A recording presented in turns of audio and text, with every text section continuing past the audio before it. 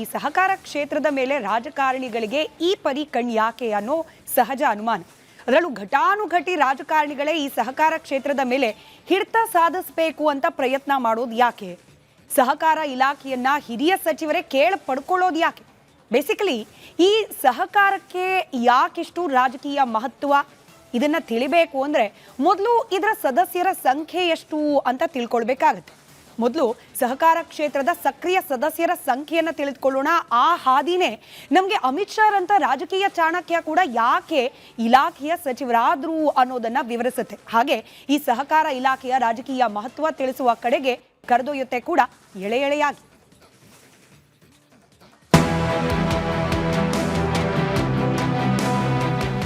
ಸಹಕಾರ ಕ್ಷೇತ್ರದಲ್ಲಿ ಇರುವ ಒಟ್ಟು ಸದಸ್ಯರು ಎಷ್ಟು ಅನ್ನೋದಕ್ಕೆ ಒಂದೇ ಮಾತಿನ ಉತ್ತರ ಕರ್ನಾಟಕದ ಜನಸಂಖ್ಯೆಯ ಅರ್ಧದಷ್ಟು. ಹೌದು, ಸಹಕಾರ ಕ್ಷೇತ್ರದ ಸದಸ್ಯರ ಬಲ ಮತ್ತು ಒಟ್ಟಾರೆ ಸಂಖ್ಯೆಯೇ ಈ ಕ್ಷೇತ್ರಕ್ಕೆ ಇಷ್ಟು ಮಹತ್ವ ತಂದುಕೊಟ್ಟಿದೆ. ಒಂದು ಅಂದಾಜು ಅಂತ ನೋಡೋದಾದ್ರೆ ಕರ್ನಾಟಕದಲ್ಲಿ ಸಣ್ಣ ಮತ್ತು ದೊಡ್ಡ ಗಾತ್ರದ ಸುಮಾರು 45,000ಕ್ಕೂ ಹೆಚ್ಚು ಸಹಕಾರ ಸಂಘಗಳು ನೋಂದಣಿಗೊಂಡಿವೆ. ಇಡೀ ರಾಜ್ಯದಲ್ಲಿ ಒಟ್ಟಾರೆ ಸಹಕಾರ ಕ್ಷೇತ್ರದಲ್ಲಿ ಇರುವ ಸದಸ್ಯರ ಸಂಖ್ಯೆ ಅಂದಾಜು 2.5 ಕೋಟಿಯಿಂದ 3 ಕೋಟಿಗೂ ಹೆಚ್ಚು. ಇದೇ ಕಾರಣಕ್ಕಾಗಿ ನಾವು ಹೇಳಿದ್ದು ಸಹಕಾರ ಕ್ಷೇತ್ರದಲ್ಲಿ ಎಷ್ಟು ಜನ ಇದ್ದಾರೆ ಅಂದ್ರೆ ಪ್ರತ್ಯಕ್ಷ ಅಥವಾ ಪರೋಕ್ಷವಾಗಿ ಕರ್ನಾಟಕದ ಅರ್ಧದಷ್ಟು ಜನಸಂಖ್ಯೆ ಅಂತ ಹೇಳ್ಬೋದು. ಈ ಪೈಕಿ ಯಾವ್ಯಾವ ಸಹಕಾರ ಕ್ಷೇತ್ರದಲ್ಲಿ ಎಷ್ಟೆಷ್ಟು ಸಂಖ್ಯೆಯ ಸದಸ್ಯರಿದ್ದಾರೆ ನೋಡೋಣ. ಬ್ಯಾಂಕಿಂಗ್ ಕ್ಷೇತ್ರದಲ್ಲಿ 60 ಲಕ್ಷಕ್ಕೂ ಹೆಚ್ಚು ರೈತರು, ಕೆಎಂಎಫ್ನಲ್ಲಿ 26 ಲಕ್ಷಕ್ಕೂ ಹೆಚ್ಚು ಹಾಲು ಉತ್ಪಾದಕರು. ಸಹಕಾರ ಬ್ಯಾಂಕಿಂಗ್ ಕ್ಷೇತ್ರದ ಲೆಕ್ಕ ನೋಡೋದಾದ್ರೆ ಕೇವಲ PACS ಅಂದ್ರೆ ಪ್ರಾಥಮಿಕ ಕೃಷಿ ಪತ್ತಿನ ಸಂಘಗಳ ಲೆಕ್ಕ ಮಾತ್ರ ತೆಗೆದುಕೊಂಡ್ರೆ ಅದರಲ್ಲೇ ಸುಮಾರು 60 ಲಕ್ಷಕ್ಕೂ ಹೆಚ್ಚು ರೈತರು ಸದಸ್ಯರಾಗಿದ್ದಾರೆ. ಇತ್ತ ಕೆಎಂಎಫ್ ಹಾಲು ಒಕ್ಕೂಟದಲ್ಲಿ ರಾಜ್ಯಾದ್ಯಂತ ಸುಮಾರು 16,000ಕ್ಕೂ ಹೆಚ್ಚು ಹಾಲಿನ ಉತ್ಪಾದಕರ ಸಹಕಾರ ಸಂಘಗಳಿದ್ದು ಅದರಲ್ಲಿ 26 ಲಕ್ಷಕ್ಕೂ ಹೆಚ್ಚು ಸಕ್ರಿಯ ಹಾಲಿನ ಉತ್ಪಾದಕ ರೈತರು ಸದಸ್ಯರಾಗಿದ್ದಾರೆ. ಇಷ್ಟಿದ್ದ ಮೇಲೆ ರಾಜಕಾರಣಿಗಳು ಇಂಥ ಕ್ಷೇತ್ರವನ್ನ ಬಿಡೋದುಂಟೆ. ಬರೀ ಸದಸ್ಯರ ಸಂಖ್ಯೆ ಅಷ್ಟೇ ಅಲ್ಲ, ಇನ್ನೂ ಹಲವು ಕಾರಣಗಳಿಗೆ ಈ ಕ್ಷೇತ್ರ ರಾಜಕೀಯ ಮಹತ್ವ ಪಡೆದಿದೆ. ಇದೇ ಕಾರಣಕ್ಕೆ ಈ ಕ್ಷೇತ್ರ ಅಮಿತ್ ಶಾ ಅವರಿಗೂ ಬೇಕು, ಮಾಜಿ ಪ್ರಧಾನಿ ದೇವೇಗೌಡರ ಕುಟುಂಬದವರಿಗೂ ಬೇಕು, ಇತ್ತ DK ಸಹೋದರರಿಗೂ ಬೇಕು. ಹಾಗೆಯೇ ಸಚಿವರಾದವರ ಪೈಕಿ ಹಿರಿಯ ಸಚಿವರಿಗೆ ಈ ಮಹತ್ವದ ಇಲಾಖೆಯೇ ಬೇಕು. ಅದ್ಯಾಕೆ ಎಂಬ ವಿವರ ಈಗ ನೋಡೋಣ. ಸಚಿವರಿಗೆ ಈ ಇಲಾಖೆ ಏಕೆ ಬೇಕು? ಇದರ ರಾಜಕೀಯ ಮಹತ್ವ ಏನು? ರಾಜಕೀಯವಾಗಿ ಸಹಕಾರ ಕ್ಷೇತ್ರವನ್ನ ಅಧಿಕಾರದ ಹೆಬ್ಬಾಗಿಲು ಅಥವಾ ರಾಜಕೀಯದ ನರ್ಸರಿ ಎನ್ನಲಾಗುತ್ತೆ.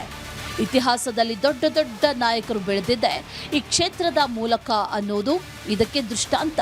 ಮಾಜಿ ಸಚಿವ HK ಪಾಟೀಲರ ತಂದೆ KH ಪಾಟೀಲರು ಸಹಕಾರಿ ಧುರೀಣ.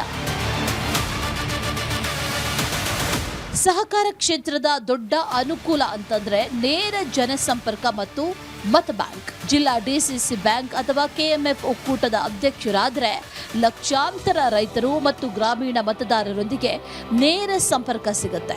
ಸಾಲ ಮನ್ನಾ, ಹಾಲಿನ ಪ್ರೋತ್ಸಾಹಧನ ವಿತರಣೆ ಇವೆಲ್ಲವೂ ಇವರ ಮೂಲಕವೇ ನಡೆಯೋದ್ರಿಂದ ತಳಮಟ್ಟದಲ್ಲಿ ಭದ್ರವಾದ ವೋಟ್ ಬ್ಯಾಂಕ್ ನಿರ್ಮಾಣ ಆಗುತ್ತೆ.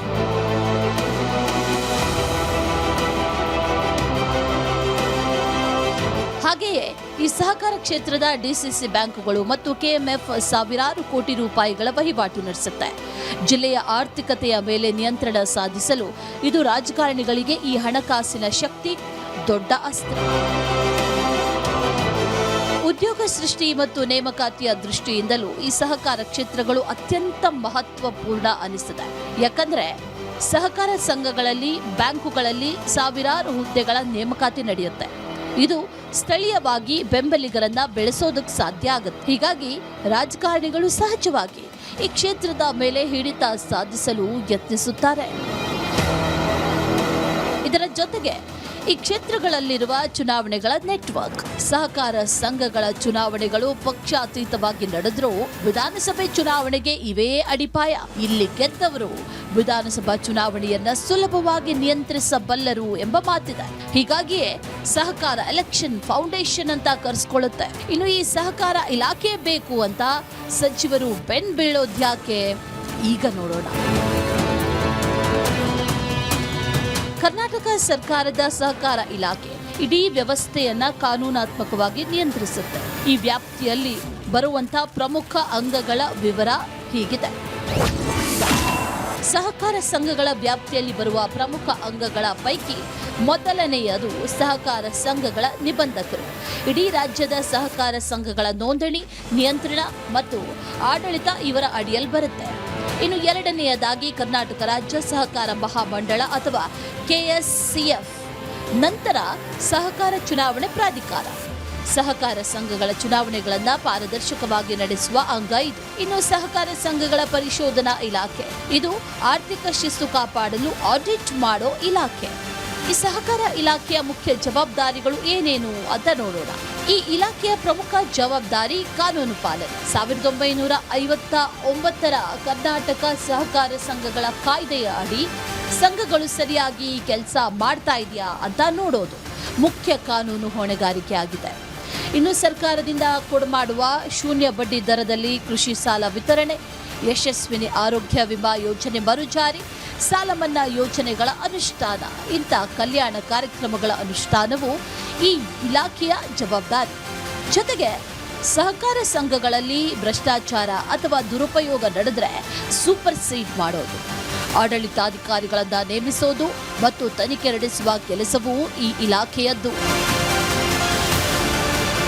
ಇನ್ನು ಕರ್ನಾಟಕದ ಸಹಕಾರ ಕ್ಷೇತ್ರವು ಕೇವಲ ಒಂದು ಇಲಾಖೆಯಲ್ಲ, ಅದು ರಾಜ್ಯದ ಗ್ರಾಮೀಣ ಆರ್ಥಿಕತೆಯ ಜೀವಾಳ. ರಾಜಕೀಯವಾಗಿ ಇದು ಎಷ್ಟೇ ಪ್ರಭಾವಶಾಲಿಯಾಗಿದ್ದರೂ ತಳಮಟ್ಟದ ಜನರಿಗೆ ಆರ್ಥಿಕ ಸ್ವಾತಂತ್ರ್ಯ ತಂದುಕೊಡುವಲ್ಲಿ ಇದರ ಪಾತ್ರ ಅನನ್ಯ. ಇನ್ನು ನಾವೀಗ ಭಾರತದಾದ್ಯಂತ ಅತ್ಯಂತ ವಿಸ್ತಾರವಾಗಿ ಬೆಳೆದಿರುವ ಸಹಕಾರ ಕ್ಷೇತ್ರದ ರಾಷ್ಟ್ರೀಯ ಸ್ವರೂಪ, ಅದರ ಸಾಂವಿಧಾನಿಕ ಹಿನ್ನೆಲೆ ಹಾಗೂ ಕೇಂದ್ರದಲ್ಲಿ ಅಮಿತ್ ಶಾ ಅವರು ಈ ಇಲಾಖೆಯನ್ನು ವಹಿಸಿಕೊಂಡಿರುವುದರ ಹಿಂದಿನ ರಾಜಕೀಯ ಮತ್ತು ಆಡಳಿತಾತ್ಮಕ ಮಹತ್ವ ಅರಿಯೋಣ.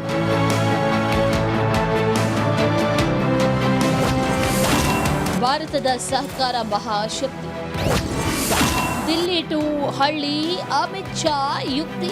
ಕರ್ನಾಟಕದಲ್ಲಿ KMF ಇದ್ದಂತೆ ಇಡೀ ದೇಶದಲ್ಲಿ ಇಂತಹ ಸಾವಿರಾರು ಯಶೋಗಾಥೆಗಳಿವೆ. ಇಂದು ಭಾರತದ ಸಹಕಾರ ಕ್ಷೇತ್ರವು ಜಗತ್ತಿನಲ್ಲಿ ಅತಿ ದೊಡ್ಡದಾಗಿದೆ. ಆ ಅಂಕಿ ಅಂಶ ಹೀಗಿವೆ. ದೇಶದಲ್ಲಿ 8.5 ಲಕ್ಷಕ್ಕೂ ಹೆಚ್ಚು ಸಹಕಾರ ಸಂಘಗಳು, ಸುಮಾರು 30 ಕೋಟಿಗೂ ಹೆಚ್ಚು ಜನರ ಒಡನಾಟ. ಜಗತ್ತಿನ 300 ಸಹಕಾರ ಸಂಘಗಳ ಪಟ್ಟಿಯಲ್ಲಿ ಅಮೂಲ್, ಅದೇ ಪಟ್ಟಿಯಲ್ಲಿ ಅಮೂಲ್ ಜೊತೆ ಇಫ್ಕೋ ಮುಂಚೂಣಿ. ಭಾರತದಲ್ಲಿ ಸದ್ಯ 8.5 ಲಕ್ಷಕ್ಕೂ ಹೆಚ್ಚು ಸಹಕಾರ ಸಂಘಗಳಿವೆ. ಇನ್ನು ಇದರಲ್ಲಿರುವ ಸದಸ್ಯರ ಸಂಖ್ಯೆ ಎಷ್ಟು ಅಂದರೆ, ಇಡೀ ದೇಶದಲ್ಲಿ ಸುಮಾರು 30 ಕೋಟಿಗೂ ಹೆಚ್ಚು ಜನ ಸಹಕಾರ ಸಂಘದೊಂದಿಗೆ ನೇರ ಒಡನಾಟ ಹೊಂದಿದ್ದಾರೆ. ಅಂದ್ರೆ ಅಮೆರಿಕದ ಒಟ್ಟು ಜನಸಂಖ್ಯೆಗೆ ಸಮನಾದ ಜನ ಭಾರತದ ಸಹಕಾರ ವ್ಯವಸ್ಥೆಯ ಸದಸ್ಯರಾಗಿದ್ದಾರೆ.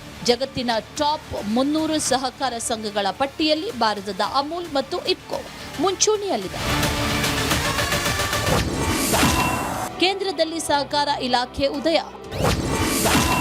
ಅಮಿತ್ ಶಾ ಮೊದಲ ಸಹಕಾರ ಸಚಿವ.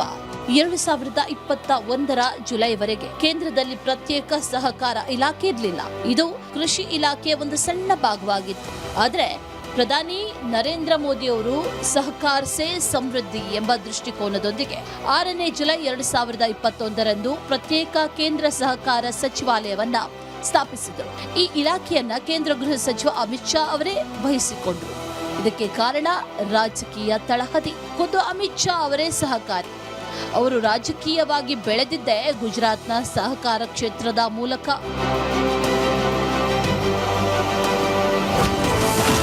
ಅಮಿತ್ ಶಾ ಗುಜರಾತಿನ ADCB ಅಧ್ಯಕ್ಷ ಆಗಿದ್ರು. ಅಹಮದಾಬಾದ್ ಜಿಲ್ಲಾ ಕೇಂದ್ರ ಸಹಕಾರಿ ಬ್ಯಾಂಕ್ ಅಮಿತ್ ಶಾ ಅವರು ಸುದೀರ್ಘ ಕಾಲ ಎಡಿಸಿಬಿ ಅಂದ್ರೆ ಅಹಮದಾಬಾದ್ ಜಿಲ್ಲಾ ಕೇಂದ್ರ ಸಹಕಾರಿ ಬ್ಯಾಂಕ್ನ ಅಧ್ಯಕ್ಷರಾಗಿದ್ದರು.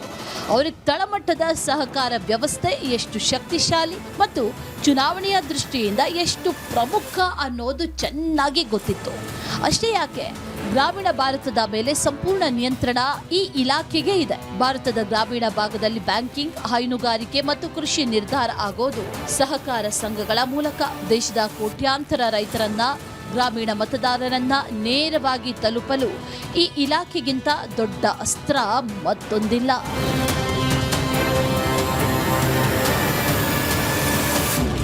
ಇದು ರಾಜಕೀಯ ಕಾರಣ ಆದರೆ ಮತ್ತೊಂದು ಆಡಳಿತಾತ್ಮಕ ಕಾರಣವೂ ಇದೆ. ಅದೇನಪ್ಪ ಅಂದ್ರೆ ವ್ಯವಸ್ಥೆಯ ಸುಧಾರಣೆ ಮತ್ತು ಶುದ್ಧೀಕರಣದ ಉದ್ದೇಶ. ದೇಶದ ಸಹಕಾರ ಕ್ಷೇತ್ರವು ಭ್ರಷ್ಟಾಚಾರ, ಸೃಜನ ಪಕ್ಷಪಾತ ಮತ್ತು ಕೆಲವು ರಾಜಕೀಯ ಕುಟುಂಬಗಳ ಹಿಡಿತಕ್ಕೆ ಸಿಲುಕಿತ್ತು. ವಿಶೇಷವಾಗಿ ಮಹಾರಾಷ್ಟ್ರ, ಗುಜರಾತ್, ಕರ್ನಾಟಕ, ಉತ್ತರ ಪ್ರದೇಶಗಳಲ್ಲಿ ಈ ಅವ್ಯವಸ್ಥೆ ಉಂಟಾಗಿತ್ತು. ಹೀಗಾಗಿ ಈ ಅವ್ಯವಸ್ಥೆಗೆ ಬಿಸಿ ಮುಟ್ಟಿಸಿ ವ್ಯವಸ್ಥೆಯನ್ನು ಸರಿದಾರಿಗೆ ತರುವ ಪ್ರಯತ್ನವೂ ಇದೆ ಅನ್ನುತ್ತೆ ಕೇಂದ್ರ ಸಹಕಾರ ಇಲಾಖೆಯ ಮೂಲಗಳು. ಭಾರತದಲ್ಲಿ ಸಹಕಾರ ಕ್ಷೇತ್ರವು ಕೇವಲ ಹಳ್ಳಿಗಳ ಆರ್ಥಿಕ ಶಕ್ತಿಯಲ್ಲ, ಅದು ದೇಶದ ರಾಜಕಾರಣ ಮತ್ತು ಆಡಳಿತದ ದಿಕ್ಕನ್ನ ಬದಲಿಸಬಲ್ಲ ಮಹಾಶಕ್ತಿ. ಕೇಂದ್ರದಲ್ಲಿ ಪ್ರತ್ಯೇಕ ಸಚಿವಾಲಯ ಸ್ಥಾಪಿಸಿ ಅಮಿತ್ ಶಾ ಅವರಂತಹ ಪ್ರಭಾವಿ ನಾಯಕರು ಇದರ ಚುಕ್ಕಾಣಿ ಹಿಡಿದಿರೋದು ಈ ಕ್ಷೇತ್ರದ ವ್ಯಾಪ್ತಿ ಮತ್ತು ಗಾಂಭೀರ್ಯಕ್ಕೆ ಸಾಕ್ಷಿ.